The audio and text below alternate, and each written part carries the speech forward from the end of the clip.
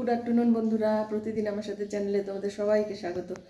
কেমন আছো তোমরা? নিশ্চয়ই খুব ভালো আছো, আমিও খুব ভালো আছি। মানে এত ঠান্ডা পড়েছে না এদিকে, মানে কি বলো তো, কাল পরশু দুদিন থেকে মানে রাত্রেবেলা বৃষ্টি হচ্ছে। আর এই ওয়েদারে যদি আবার বৃষ্টি হয় তাহলে তো খুব ঠান্ডা লাগে, তাই না? মানে আমি তো রাত্রেবেলা বৃষ্টি হচ্ছে আমি টের পাচ্ছি না, কিন্তু বুঝতে পারছি কিছু একটা আওয়াজ হচ্ছে। সকালবেলা উঠে দেখি রাস্তা ঠাস্তা ছাদ ফাদ পুরো ভেজা, তো বুঝে গেলাম বৃষ্টি হয়েছে। তো ঠান্ডাটা খুব পড়েছে 2-3 দিন থেকে। তো আজকে আমি কি রান্না করি দেখো। আর আমার আজকে দুপুরবেলা ইনভাইট আছে, মানে আমার পাশের বাড়িতে বিয়ে, তো তো বিয়েতে আজকে দুপুরবেলা খাওয়া দাওয়ার নিমন্ত্রণ করেছে। আর কালকে বিয়ে, মানে আজকে বিয়ের আগের দিন নিমন্ত্রণ করেছে দুপুরে খাওয়ার। আজকে রাত্রেবেলা গঙ্গা নিমন্ত্রণে যাব আমরা, তো তোমাদের সাথে শেয়ার করব সব কিছু। তো সাথে থেকো বন্ধুরা, ঠিক আছে? চলো দেখি কী কী রান্না করি। আর ছেলের জন্য রান্না করবো, আমার জন্য তো করবো না, খালি ছেলের জন্য রান্না হবে। তো ছেলে মাংস এনেছে, আর ওকে বেগুন ভাজা আর মাংস করে দেবো। তো চলো বন্ধুরা। ছেলে বলে গেল কি যে আমি বাজারে যাচ্ছি, তো খালি তোমার তো নিমন্ত্রণ আছে, তাহলে আমি একটু আমার জন্য মাংস নিয়ে আসি। তাই বললাম ঠিক আছে নিয়ে আয়, তাহলে আমি এদিকে কেটে কুটে সব জোগাড় করতে থাকি, তুই নিয়ে আয়। আর এই যে দেখো আজকে পুজো দিয়েছিলাম, বৃহস্পতিবারের পুজো। তো এই যে এগুলো রেখে গেছি, কারণ তখন তো খাওয়ার টাইম পাই না সেন্টারে যাওয়ার সময়। তো এসে এগুলো খেয়ে নিলাম, একটু বিট লবণ ছিটিয়ে খেয়ে নিলাম, কারণ আমি খাওয়া ছাড়া আর কেউ খাওয়ার লোক নেই। তো এই যে পেঁয়াজ আর লঙ্কা, রসুন, আদা, মানে এগুলো সব পেস্ট করে নিই মাংসর জন্য। আর কেটে টেটে সব রেডিও করে নিলাম বন্ধুরা। আর এখনও কিন্তু আমার পুত্রর এখনও পাত্তা নেই, কখন যে আসবে কে জানে। তো ফোন করলাম যে কিরে কখন আসবি, বলছে যে আসছি। আসলেও গেছিলো দিদি বাড়ি, ওই ভাগ্নিকে একটু দেখতে যায়। আর ভাগ্নিকে না দেখলে নাকি ওর ভালো লাগে না। আর ভাগ্নিও খুব মামা পাগল, মামার সাথে খুব খাতির হয়ে গেছে। মানে মামা 3টে বিয়ের নেমন্তন্ন জানো তো, একই দিনে। সব জায়গায় কি যাওয়া সম্ভব বলো তো? দুটো তো পাড়ার মধ্যেই, কলোনির মধ্যে, আর একটা আছে মানে দূরে, মানে আমার মামার বাড়ি যেখানে ওইখানে, মানে ওইটা একটু আত্মীয়র মধ্যেই পড়ে আর কি। আমার হচ্ছে জায়ের ভাস্তা, তো ওইখানে তো যাওয়া হবে না। ওইখানে মেয়েকে বলেছে, তো মেয়ে যাবে ওইখানে। আর আমার তো পাড়ায় 2 জায়গায় যেতে হবে। আর আজকে তো এখানে সব গঙ্গা নিমন্ত্রণের নিমন্ত্রণ, ওইখানে যেতে হবে। আবার হচ্ছে এই এদের আবার পাশে, আবার এরাও আমার আত্মীয়দের মধ্যেই পড়ে, এখানেও যেতে হবে। এখন কোথায় যে কি করব, মানে আজকে দুপুরে রান্না করতে না করলেও আমাকে ওইখানে খাওয়া দাওয়া ছেলের জন্য করতে হবে আর কি। ছেলের জন্য তাই মাংস করবো আর বেগুন ভাজা করে দেবো। আর নাতিনের জামাটা তো হয়ে গেছে, তোমাদের দেখিয়েছি। আর হচ্ছে নাতিনের জন্য একটা জুতো বানিয়েছি জানো তো, মানে উল দিয়ে জুতো, মানে কি সুন্দর হয়েছে জুতোটা তোমাদের দেখাচ্ছি, দাঁড়াও। এখনো কমপ্লিট হয়নি কিন্তু, হ্যাঁ জুতোটা এখনো কমপ্লিট হয়নি, মানে কিছুটা হয়েছে, দেখাচ্ছি দাঁড়াও।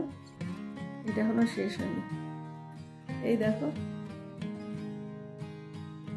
দাঁড়াও লাইটটা জ্বালি, এই যে পারি না। আর কি জানো তো, জামাটাও আমি ফার্স্ট বানিয়েছি, আর জুতোটাও ফার্স্টই বানালাম, মানে আগে কোনোদিনও বানাইনি।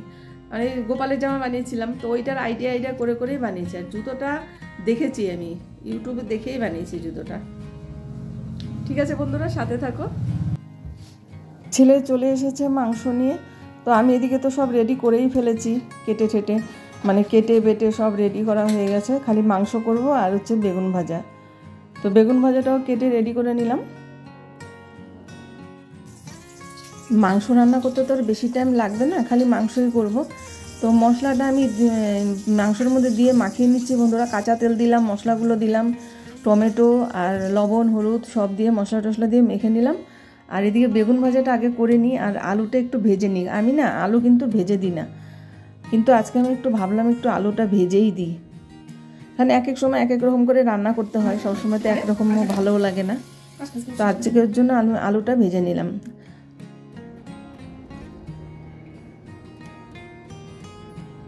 পেঁয়াজটা একটু লাল লাল করে নিয়ে, সামান্য একটু লাল লাল করে নিয়ে তো মাংসটা দিয়ে দিলাম। আর হচ্ছে আমি জানো তো রান্না করি একদম গ্যাস কমিয়ে, তার জন্য আমার রান্না করতে টাইমও লাগে। আমি একদম ওই যে গ্যাস বাড়িয়ে দিয়ে আমি কখনোই রান্না করি না, তার জন্য আমার রান্না করতে দেরিও হয়। আমার মা বলে কিরে তোর রান্না করতে এত দেরি হয়। সত্যি কথা বলতে আমার মার রান্না তাড়াতাড়ি হয়ে যায়, কিন্তু মার রান্না ভালোও হয়। আর আমি একটু আস্তে আস্তেই রান্না করি। আর ধনেপাতা দিয়ে দিলাম। বন্ধুরা আমার মাংস হয়ে গেছে, আমি তো খাবো না, ছেলে খাবে, কারণ পোলট্রি মুরগি আমি খাই না। গুড ইভিনিং বন্ধুরা। ওই যে তোমাদের রান্নাবান্না কিছু আর দেখাতে পারলাম না, যেটুকু দেখিয়েছি দুপুরবেলা মাংস রান্নাটা।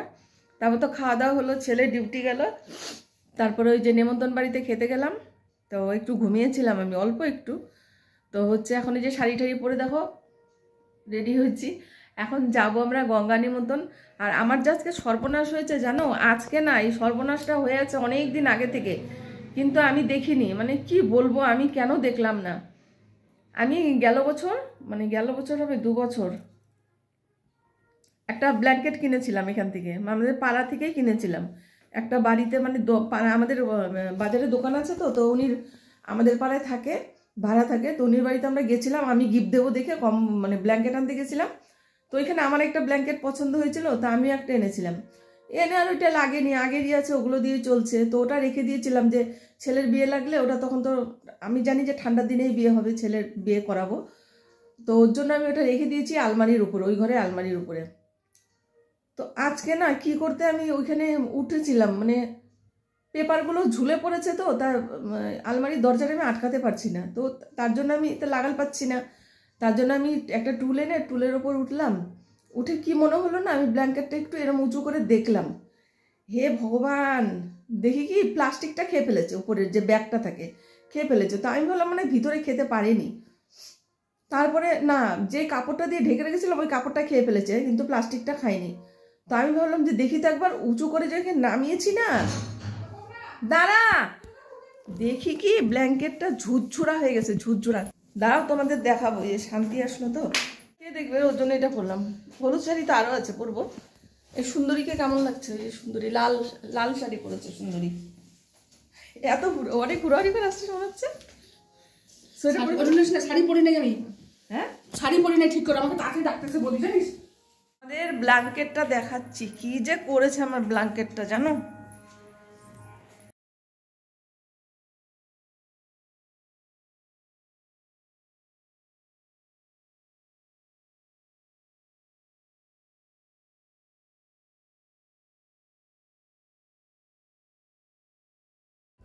বন্ধুরা চলে গেলাম আমরা জল ভরতে। আর আমাদের এখানে এটা হরি মন্দির, গেছিলাম যে তোমরা রাধাকৃষ্ণর বিগ্রহ দেখলে।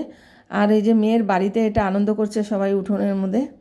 আর ঠান্ডা যা পড়েছে তার জন্য আমি চাদর গায়ে দিয়ে গেছি জানো তো, সবাই সোয়েটার চাদর। আর এই যে এটা কোণে, এই যে দাঁড়িয়ে আছে সামনে মেহেন্দি পরা হাতে, ওরই বিয়ে। মানে আমরা ওর মা আমরা সব একসাথেই কাজ করি। আমি মেহেন্দিটা একটু দেখাতে বললাম তো, তাই দেখাচ্ছে। বন্ধুরা এই যে দেখো আমার ব্ল্যাঙ্কেটের কি অবস্থা করেছে, এই দূরে দেখেছো, দেখো কি বড় বড় ভোগলা করে ফেলেছে এক একটা, মানে কি বলবো, আমার মাথা মনে হয় ঢুকে যাবে ওখান দিয়ে। মানে কিভাবে কেটেছে ব্ল্যাঙ্কেটটাকে গো, এই দূরে দেখো, মানে আমার না দেখে চোখে জল চলে এসছে জানো। এটা কিন্তু একদমই নতুন ব্ল্যাঙ্কেট, কিনে রেখেছিলাম 1-2 বছর হয়েছে এটাকে আমি কিনে যে রেখেছি। আমারই ভুল অবশ্য, আমার একভাবে রাখাটা উচিত হয়নি, আমাকে এটা বের করে দেখা উচিত ছিল। তো বন্ধুরা ভিডিওটি বেশি লম্বা করব না, এখানেই শেষ করে দেবো। আমার ব্ল্যাঙ্কেটটা যে কি করব তোমরা একটু বুদ্ধি শুদ্ধি দিও, এটাকে কি করে একটু ঠিক করা যায়। দেখো এত মানে দাম পয়সা তো যেমন তেমন, কিন্তু একটা জিনিস নষ্ট হলে খুবই খারাপ লাগে, সেটা কম দামি হোক আর বেশি দামি হোক। দেখো কত বড় ব্ল্যাঙ্কেট দেখেছো, বিশাল বড়, এগুলো 4 জন আরামে শুতে পারবে। আর এগুলো আমার মা বানিয়েছে, দেখো এই যে পাপড় শাড়ি দিয়ে কেটে কেটে।